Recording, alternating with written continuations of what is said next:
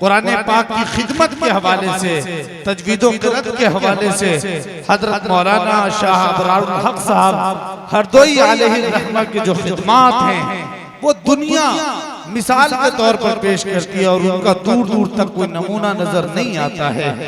उस अजीम खानवादे से हमारे दरमियान एक बुजुर्ग आलिम दीन तशरीफ लाए हैं और हजरत के खलीफा भी हैं। और आपको मालूम है कि हजरत मौलाना शाह अबरारुल हक साहब हरदोई अलैहि रहमा मुहय्यिस सुन्नह के नाम से आप मारूफ थे और हकीमुल उम्मत हजरत मौलाना अशरफ अली थानवी अलैहि रहमा के खलीफा थे। आप एक बुजुर्ग आलिम दीन और एक अजीम इदारे के शेखुल हदीस से आप मुलाकात कर रहे हैं। मैं आपसे इंतहाई अदब के साथ दरख्वास्त करूंगा कि इंतहाई मतानत और संजीदगी के साथ और वकार के साथ हम अपने बुजुर्ग और आज के इस प्रोग्राम के मुकर्रिर खुसूसी हजरत मौलाना शाह अफजालुर रहमान साहब दामत बरकातुहुल आलिया शेखुल हदीस मदरसा अशरफुल मदारिस हरदोई हमारे दरमियान तशरीफ रखते हैं। मैं इन दो मिसरों के साथ हजरत को आवाज देना चाहता हूँ कि ये गुलशने हस्ती का वो खामोश शजर है, ये गुलशने हस्ती का वो खामोश शजर है, बच्चे भी जहाँ शोर मचाने नहीं आते। और मुनव्वर राना ने कहा है कि तेरी मौजूदगी में तेरी दुनिया कौन देखेगा, तेरी मौजूदगी में तेरी दुनिया कौन देखेगा, तुझे मेले में सब देखेंगे, मेला कौन देखेगा। आप इंतहाई वकार के साथ संजीदगी के साथ हजरत के खिताब को समाअत करें। मुत्तसिलन इंशाअल्लाह दस्तारबंदी का जो अमल है हजरत के खिताब के बाद होगा और फिर उसके बाद इंशाअल्लाह आप शोराए किराम के कलाम को सुनेंगे। बिस्मिल्लाहिर्रहमानिर्रहीम अल्हम्दुलिल्लाहि नहमदुहु व नस्तईनुहु व नस्तगफिरुहु व नु'मिनु बिही व नतवक्कलु अलैहि व नऊज़ु बिल्लाहि मिन शुरूरि अनफुसिना व मिन सय्यिआति अअमालिना मन यहदिहिल्लाहु फला मुज़िल्ल लहु व मन युज़लिलहु फला हादिय लहु व नशहदु अल्ला इलाहा इल्लल्लाहु वहदहु ला शरीका लहु व नशहदु अन्न सय्यिदना व मौलाना मुहम्मदन अब्दुहु व रसूलुहु सल्लल्लाहु तआला अला खैरि खल्क़िही मुहम्मदिन व आलिही व अस्हाबिही अजमईन। रब्बि इश्रह ली सदरी व यस्सिर ली अमरी वहलुल उक़दतम मिन लिसानी यफ़क़हू क़ौली। अम्मा बाद अऊज़ु बिल्लाहि मिनश शैतानिर रजीम बिस्मिल्लाहिर रहमानिर रहीम। अल यौमा अकमलतु लकुम दीनकुम व अतममतु अलैकुम निअमती व रज़ीतु लकुमुल इस्लाम दीना। सदक़ल्लाहु मौलानाल अज़ीम। वक़ालन नबी सल्लल्लाहु अलैहि वसल्लम अकरिमू औलादकुम औ कमा क़ाला अलैहि सलातु वस्सलाम। बुजुर्गान मोहतरम, मेरे अजीज़ दोस्तों और साथियों, हम सब के लिए बड़ी खुशनसीबी और खुशकिस्मती की बात है कि अल्लाह पाक ने महज अपने फजल से, अपने करम से ऐसी मजलिस में शिरकत की और हाज़िरी की तौफीक अता फरमाई है जिसमें मदरसा सिद्दीकिया फैज़ुल उलूम के वो अजीज़ तलबा जिनको हिफ्ज़ कुरान पाक की दौलत मिली है उनकी दस्तारबंदी का अमल होगा। उसी निस्बत पर हम और आप यहाँ हाजिर हुए हैं। अल्लाह पाक हम सब की इस हाजिरी को कबूल फरमाए। मैंने एक आयत करीमा पढ़ी है और उसी के साथ एक रिवायत पढ़ी है। दोनों के ताल्लुक से चंद बातें मुख्तसर तौर पर अर्ज करती हैं। सबसे पहली बुनियादी बात यह है, अल्लाह पाक ने हम सबको बेशुमार नेमतें अता फरमाई। अल्लाह ताला के इनामात और एहसानात की बारिश हो रही। इतनी नेमतें दी हैं कि अगर कोई आदमी उन नेमतों को शुमार करना चाहे तो वो शुमार नहीं कर सकता। उन्हीं नेमतों में एक बुनियादी नेमत और अहम नेमत अल्लाह पाक ने हम सबको औलाद की अता फरमाई। औलाद ये अल्लाह पाक की नेमत भी है और अमानत भी है। दोनों चीजें इसमें मौजूद है। औलाद ये वो नेमत है कि जिसके लिए हजरत अंबियाए किराम अलैहिमुस्सलातु व तस्लीम ने भी तमन्ना की है, ख्वाहिश की है और दुआ भी मांगी। अंबियाए किराम अलैहिस्सलातु व सलाम का दुआ मांगना उनका मामला हम लोगों से बिल्कुल मुख्तलिफ है। हम लोग तो अपनी जो जरूरत महसूस करते हैं दुआ कर लेते हैं, लेकिन अंबियाए किराम अलैहिस्सलातु वस्सलाम का मामला यह है अल्लाह पाक की जो मर्जी होती है वो दुआ करते हैं। आजादाना तौर पर दुआ नहीं, अल्लाह की जो मर्जी और जो पसंद है अल्लाह पाक वही दिल में डालता है और वही दुआ मांगता है। इसलिए अंबियाए किराम का औलाद के लिए दुआ मांगना गोया अल्लाह की मर्जी है कि रिश्ते के बाद में दो औलाद का तकाजा भी हो और औलाद के लिए दुआ भी करना चाहिए। ये मैंने इसलिए अर्ज किया कि औलाद की नेमत का मामला ये है, जब इंसान की उम्र रिश्ते की उस पर पहुंच जाती है तो उसकी पहले ख्वाहिश होती है कि रिश्ता हो जाए हमारा। रिश्ता हो गया, कुछ दिन गुजरने के बाद अब ख्वाहिश होती है कि औलाद हो जाए। ये हर एक की फितरी और तबाई एक तकाजा होता है।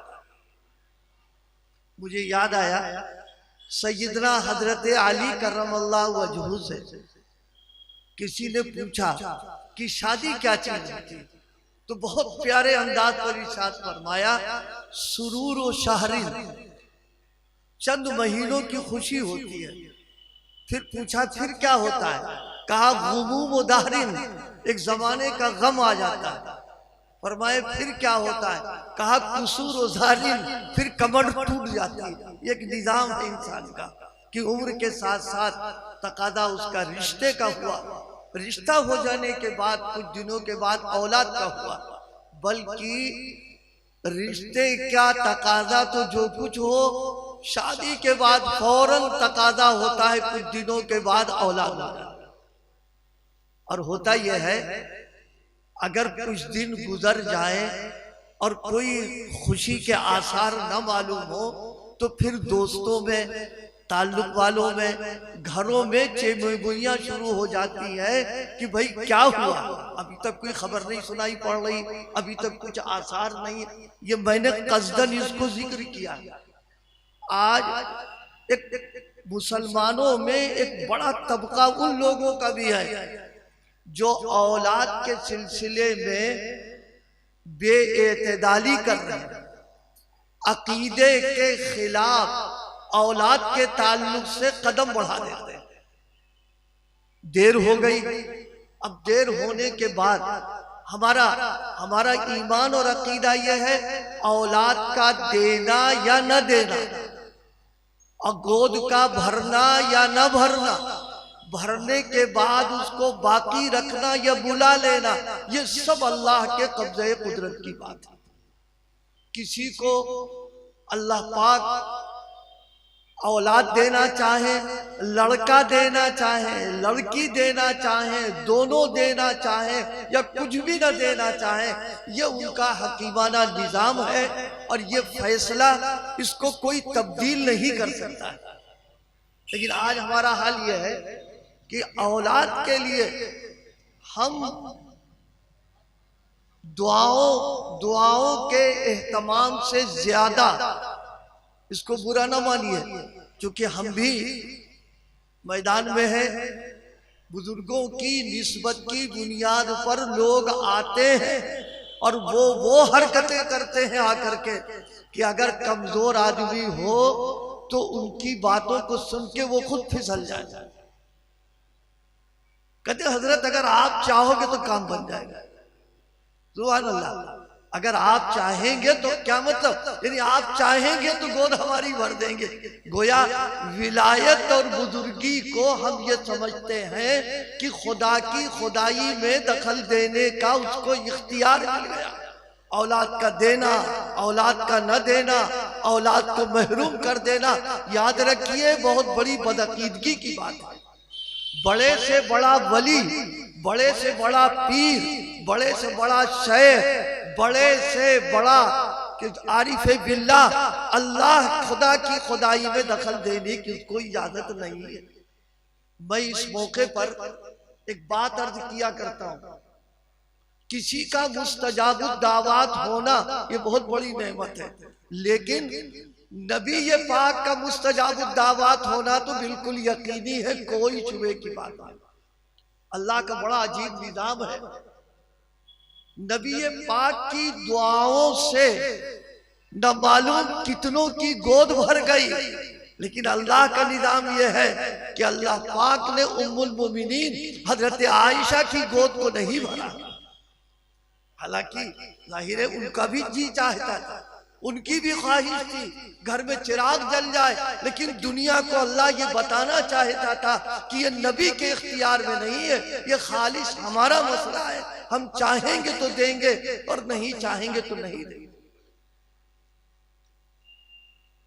सैयदना हजरत ज़करिया अलैहिस्सलातु वस्सलाम का कुरान मजीद ने एक मौके पर जिक्र फरमाया, जिक्र रहमति रब्बिका अब्दहू ज़करिया।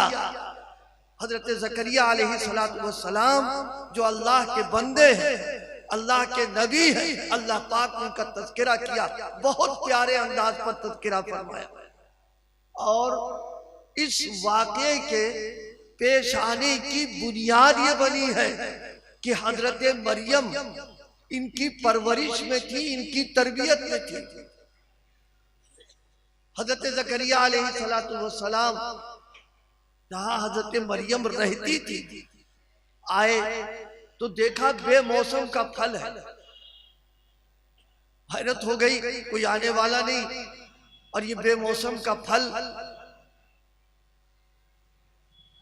इन बुजुर्गों से कहो जरा बैठे, ये चल फिर कर रहे हैं, अब बड़े कमजोर आदमी हैं।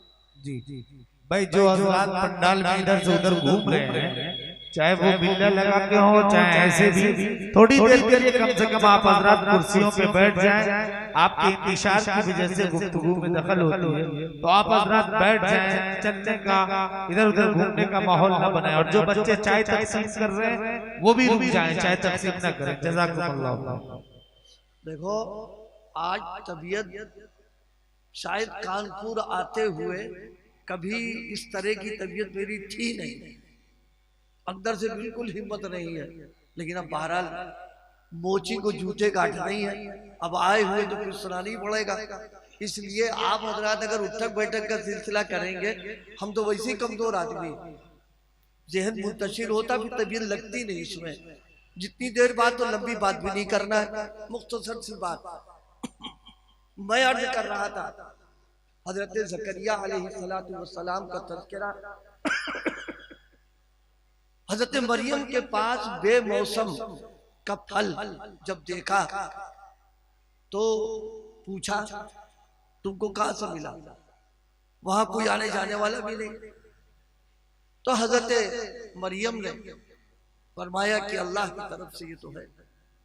बस इस जुमले को सुनना था कि दिल में एकदम ख्याल आ गया।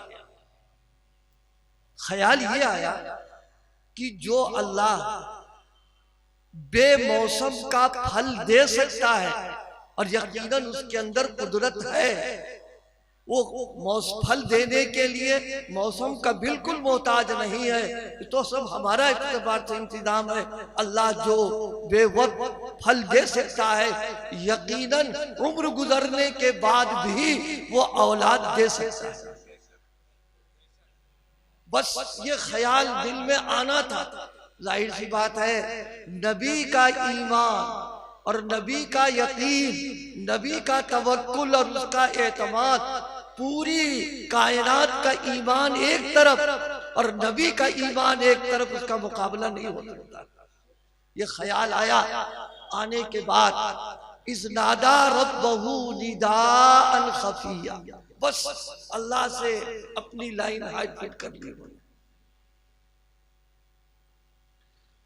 इससे एक बात ये मालूम हो रही है, आदमी हालात, मामलात, वाक़ियात जैसे भी पेश आए, हर मौके पर अल्लाह से रुजू होना, अल्लाह से आहोजारी करना, गिड़गिड़ाना, मांगना, ये अब्दियत और बंदगी का तकाजा है।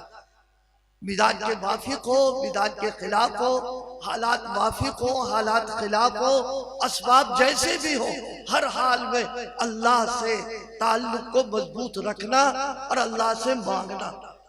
इस वाक़े को जिक्र करके अल्लाह पाक ने सबक दिया कि हजरत ज़करिया अलैहिस्सलातु वस्सलाम किस उम्र में है, कैसी हालात में है। बज़ाहिर कोई आसार कराए कोई ऐसे नहीं थे कि औलाद आ जाए, लेकिन अल्लाह से मांगा। इस नादा रब्बहू निदाअन खफिया, और मांगने का अंदाज, इन्नी वहनल अज़्मु मिन्नी वश्तअल अर्रअसु शैबा वलम अकुन बिदुआइक रब्बी शक़िया।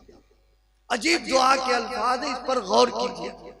दुआ मांग रहे हैं इस अंदाज के ऊपर कि ऐ अल्लाह, झुर्रियां पड़ चुकी है, गोश्त ने हड्डियों को छोड़ दिया है बिल्कुल, वश्तअल अर्रअसु शैबा, और बाल बिल्कुल सफेद हो चुके, बुढ़ापा आ चुका है। जाहिरी तौर पर तिब्बी एतबार से, डॉक्टरी एतबार से, इलाज और मुआलजे की लाइन से अल्लाह कोई शक्ल नहीं है, लेकिन आपका दर ये वो दर है, जब भी हमने मांगा है कभी हम महरूम नहीं हुए हैं, आपने हमको अता फरमाया।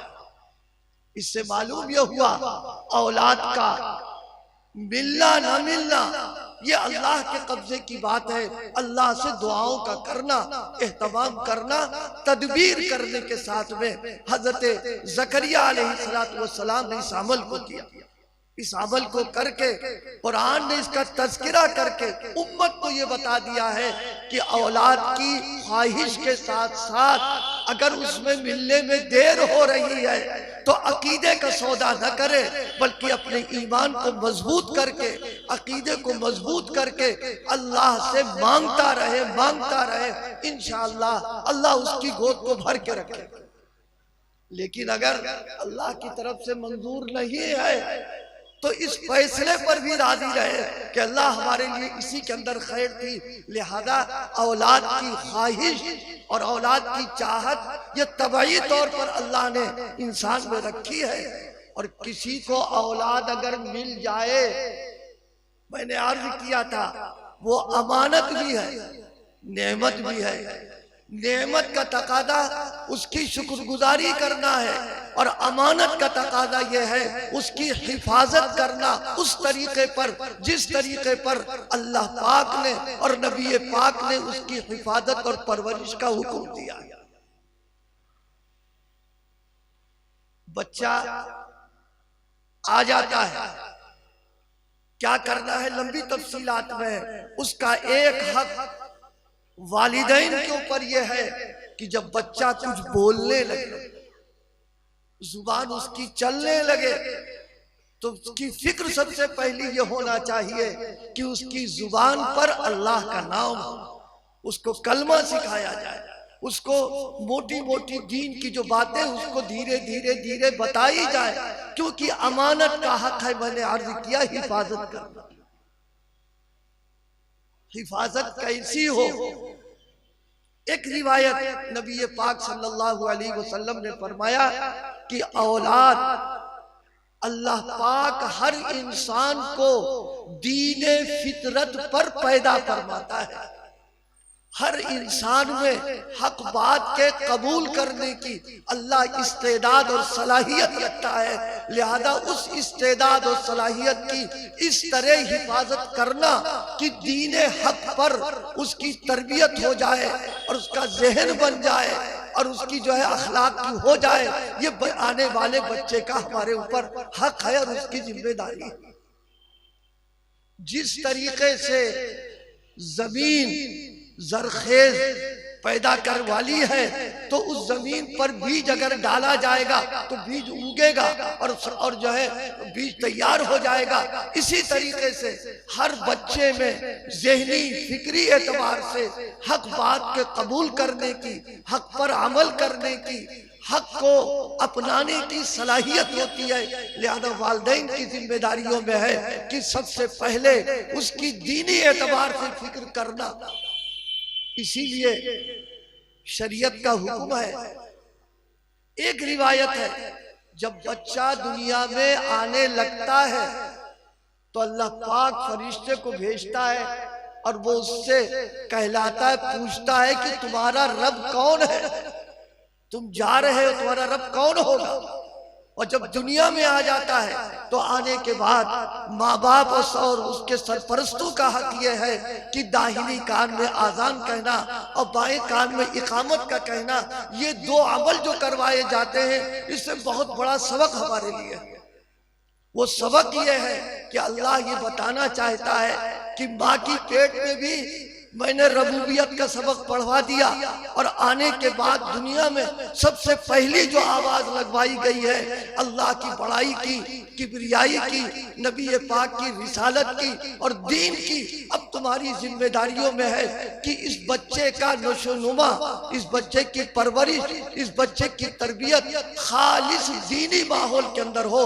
वो माहौल जिसमें अल्लाह की तौहीद, हुजूर की रिसालत और दीन की बातें होती रहे। अगर इस माहौल में बच्चे की परवरिश की गई तो इंशाअल्लाह ये बच्चा बड़ा हो करके कहीं भी रहेगा, बुनियाद मजबूत होने की बिना पर माहौल का असर नहीं पड़ेगा और ये दीन की तरफ चलता चला जाएगा।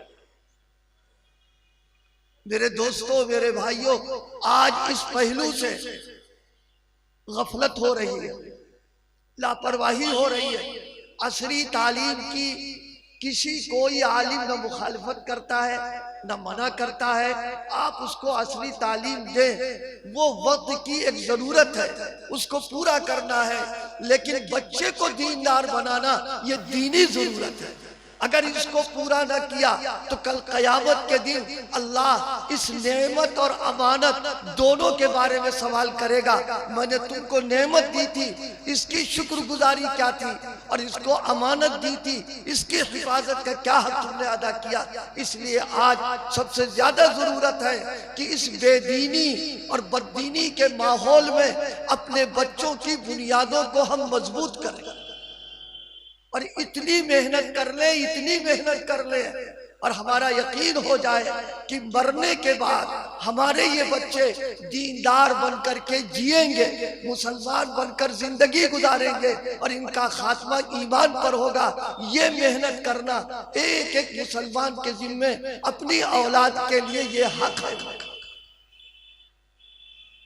ये मदारिस और मकातिब जिसमें हमारे छोटे छोटे बच्चे नादरा पढ़ते हैं, कायदा पढ़ते हैं, हिफ्ज करते हैं, ये इन मदारिस और मकातिब की मेहनत का नतीजा है कि बच्चा हाफिज कुरान हो गया।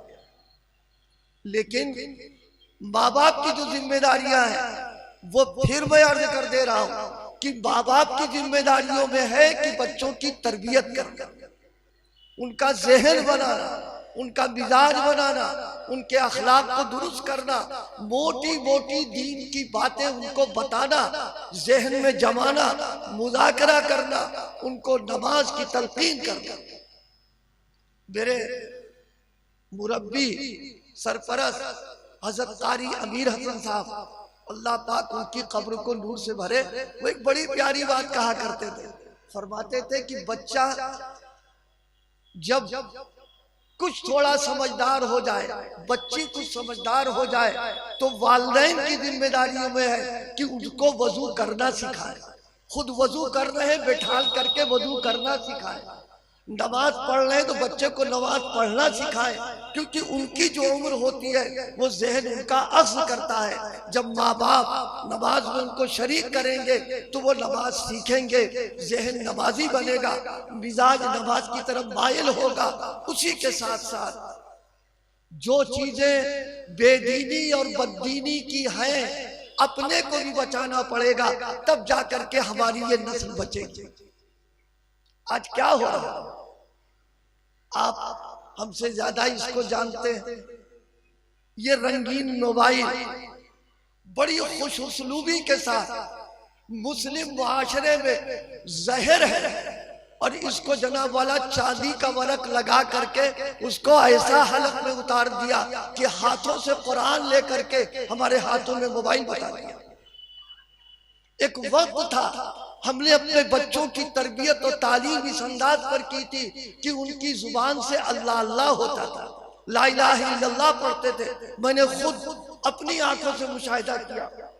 जब मेरे पढ़ने का जमाना था, शेखुल हदीस हजरत अक़दस मौलाना ज़करिया अलैहिर्रहमा, उनके खानदान के छोटे छोटे बच्चे जो इस वक्त माशाल्लाह बड़े भी हो गए और खानका भी चला रहे हैं, ये कर रहे हैं, उनको मैंने देखा कि जनाब कुर्ता पजामा पहन करके जीने पर चढ़ रहे, इल्लल्लाह इल्लल्लाह, अल्लाह अल्लाह अल्लाह अल्लाह। किसी के हाथ में तस्बीह क्यों?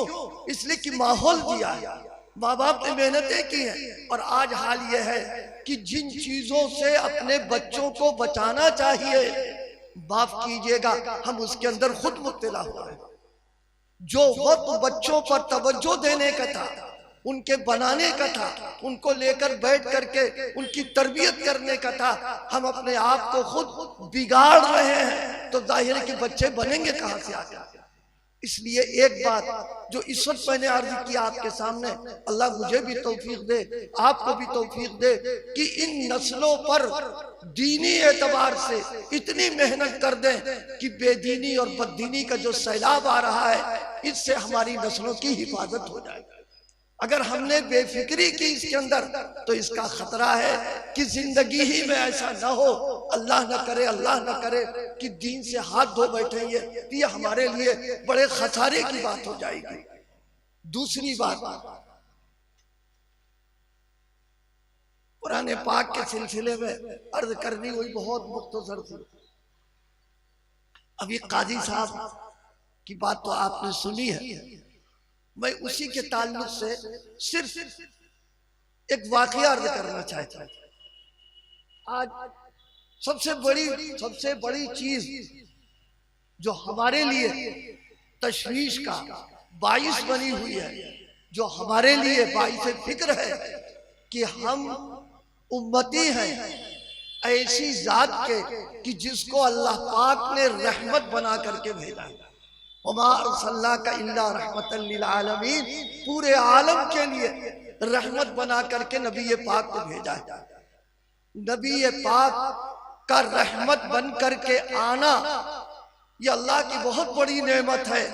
और फिर अल्लाह पाक ने हमको उनका उम्मती बनाया।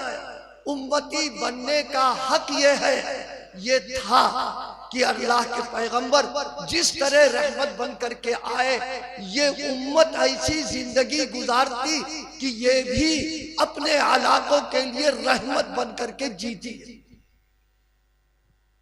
जब हमारे नबी सल्लल्लाहु अलैहि वसल्लम रहमत है, तो अब इस उम्मत को जहमत बन करके अगर जिंदगी गुजर रही है, तो ये काबिल फिक्र बात होगी, ये तशवीश वाली बात होगी कि हुजूर के उम्मती हमारी आपसे निस्बत, हम आपके गुलाम हैं, तो हम दुनिया के लिए रहमत बन करके जी नहीं पा रहे, बल्कि जहमत बन करके हम जी रहे हैं। ये क्यों हो रहा है?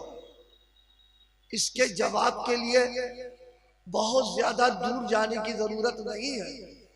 मुझे दो आयतें याद आ गई।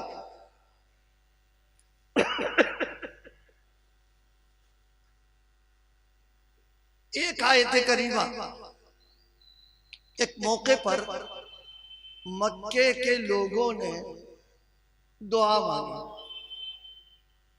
और दुआ भी बड़ी अजीब व गरीब मांगी। दुआ ये मांगी थी अल्लाहुम्मा इन काना हाज़ा हुवल हक़्क़ु मिन इंदिक फ़अम्तिर अलैना हिजारतम मिनस समा अव इतना बिअज़ाबिन अलीम। ये कुरान मजीद ने जिक्र किया है। इस आयत करीमा का मफ़हूम मज़मून दुआ कहाँ मांगी है और मांगने वाले कौन हैं और क्या दुआ मांग रहे हैं। अल्लाहुम्मा इन काना हाज़ा हुवल हक़्क़, कहे अल्लाह अगर ये नबी सल्लल्लाहु अलैहि वसल्लम आपके नबी हैं, सच्चे नबी हैं, बरहक नबी हैं, तो दुआ दो मांग रहे हैं। अम्तिर अलैना हिजारतम मिनस समा अव इतना बिअज़ाबिन अलीम। जो हजरात अरबी और तर्जमा समझते हैं वो समझ गए होंगे दुआ कैसी दर्दनाक मांग ली दुआ। और कहाँ मांग रहे हैं? हरम में, जहाँ बैतुल्लाह है, हजर अस्वद है, मकाम इब्राहिम है, वहां पर दुआ मांग रहे हैं। अम्तिर अलैना हिजारतन मिनस समा, आसमानों से पत्थर की बारिश कर दीजिए। अभी इतना भी अज़ाबिन अलीम, और नहीं तो कम से कम दर्दनाक अजाब दे दीजिए। आप अंदाजा लगाइए दुआ वो लोग मांग रहे हैं जो नबी पाक सल्लल्लाहु अलैहि वसल्लम के दुश्मन हैं, दीन का चिराग बुझाना चाहते हैं। हजरात सहाबे किराम को मसाइब की चक्की में पीस रहे हैं। हमारा जहन जिस मुसीबत की तरफ भी जाए तकलीफ की तरफ, वो सब उनके साथ हो रही है। तो आप बताइए ये सारे आमाल अल्लाह को गजब की दावत दे रहे कि नहीं दे रहे? और फिर किस जगह मांग रहे हैं? हरम में, जहाँ बैतुल्लाह है, कबूलियत का वक्त है, वहां दुआ मांगी है। अम्तिर अलैना हिजारतम मिनस समा अव इतना बिअज़ाबिन अलीम। और किससे मांग रहे हैं? उस अल्लाह से जिसने कौम नूह को बर्बाद किया, कौम आद को, कौम समूद को, जमालूम किसको किसको बर्बाद कर दिया। एक तो वो अमल कर रहे हैं जो अल्लाह के गजब को दावत देने वाला है, और फिर ऐसी जगह मांग रहे हैं जहां दुआ कबूल होती है। इन सब बातों के बावजूद अल्लाह पाक ने बड़ा प्यारा जवाब दिया, बड़ा प्यारा जवाब दिया है। फरमाया मा कान अल्लाहु लियुअज़्ज़िबहुम व अंत फीहिम। ऐ पैगंबर, ये बदअमल है, सरकश है, नाफरमान है, बल्कि बागी है। ये यकीनन ये अजाब के हकदार हैं, मांग रहे हैं, मैं इनको अजाब दे सकता हूँ, लेकिन हमने आपको रहमतुल लिल आलमीन बना करके भेजा है, लिहाजा जब तक आप वहां रहेंगे हमारी शान जलाल, शान गजब मुस्तहिक नहीं होगी, बल्कि हम इन पर अजाब देना पसंद नहीं करेंगे। वह अंत फीहिम, आप उसके अंदर मौजूद हैं। आगे अल्लाह पाक ने जुमला और फरमा दिया, फरमाए मा कान अल्लाहु व मा कान अल्लाहु मुअज़्ज़िबहुम व हुम यस्तगफिरून। और अगर ये इस्तिग़फ़ार करते रहेंगे, हमसे मग़फ़िरत माफ़ी तलब करते रहेंगे, तो फरमाया फिर भी इनको अज़ाब नहीं देंगे। ये दो आयतें हैं। इससे एक नतीजा मुझे जिक्र करना, तफसील लंबी है। फरमाया नबी ये पाक जिस कौम में तशरीफ फरमा रहे और वो कौम इस्तिग़फ़ार करती रहे, अल्लाह की सुन्नत ये है अल्लाह अजाब को रोकता रहता।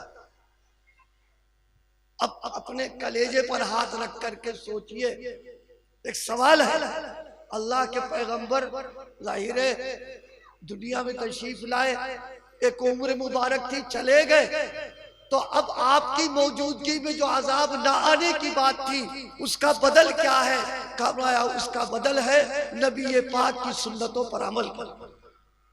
इसलिए जो कौम सुन्नतों पर अमल करे और इस्तिग़फ़ार करती रहेगी, इन दोनों आयात करीमा की बुनियाद पर अल्लाह उसके ऊपर अजाब नाजिल नहीं फरमाएगा।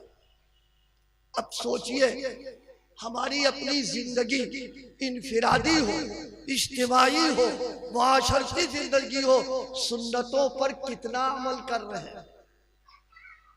एक बात यहां वजाहत कर दें, सुन्नतों से मुराद फुकाहा की जो सुन्नतें हैं वो तो अहकाम के उन्होंने तरतीब बयान की है। सुन्नत से मुराद है नबी पाक का लाया हुआ निज़ाम जिंदगी। मुसलमानों, ज्यादा दूर जाने की जरूरत नहीं। लोग पूछते रहते हैं मौलाना हजरत नमाज हम पढ़े, तिलावत हम करें, तहज्जुद हम पढ़े, फिर पता नहीं काहे को हो रहा। तो कभी कभी जी तो चाहता है लेकिन खामोश सब्र तहम्मुल से रह जाते हैं। उनसे पूछते हैं कि नबी पाक का लाया हुआ जो निज़ाम जिंदगी है वो सिर्फ नमाज और तहज्जुद में रह गया? आप तो पूरी जिंदगी का निज़ाम लेकर के आए थे। निज़ाम जिंदगी आपका हमारी जिंदगी में इतना आ जाए, इतना आ जाए कि पहचानवाने की जरूरत न हो, उसका चेहरा मोहरा देख करके मालूम हो जाए ये गुलाम है मोहम्मद रसूलुल्लाह सल्लल्लाहु अलैहि वसल्लम। आप बताइए, हमारे चेहरे से, हमारे बालों से, हमारी शक्ल और सूरत से, हमारे लिबास से हम मुसलमान कहां से नजर आते हैं? हमको तो बताना पड़ता है कि हमारा फला। बुरा ना मानिए तो एक बात कह दे,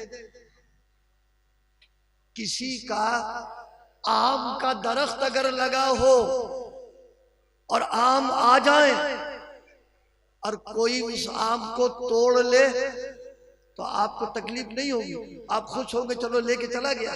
नहीं, वहां तो अखबारात में पढ़ते रहते हैं उसकी जान लेने देने पर आ जाए। हमारे बाग में कोई हाथ लगा दे, हम आपे से बाहर हो जाएं और चेहरे पर अल्लाह पाक बागे मोहम्मदी उगाना चाहता है और हम सुबह सुबह उठ करके उसको साफ कर देते हैं तो अल्लाह को तकलीफ होगी कि नहीं होगी? हम अपने बालों में जनाब वाला फिल्मी दुनिया का कोई अगर हीरो अपने बाल जैसे भी रखा करके आए, जवान और नौजवान का जज्बा ये होता है कि हम इसके ऊपर अमल करेंगे। अरे मुसलमानों, जरा सोचो, ये बाल देने वाला अल्लाह है, वो भी चाहता है कि तुम्हारे सर पर बाल मोहम्मद रसूलुल्लाह वाले हो। और मैं तो एक बात अर्ज किया करता हूँ, अगर बाल रखाने का शौक है अपने शौक को पूरा करो, लेकिन इस तरह पूरा करो कि पूरा करने में जज्बा ये हो कि मेरे आका भी बाल रखाते थे, लिहाजा उन जैसे बाल हम रखाएंगे। इंशाअल्लाह ये रखाना इबादत और सवाब का बाइस बन जाएगा। एक साहबी है, कोई क्या बोल गया?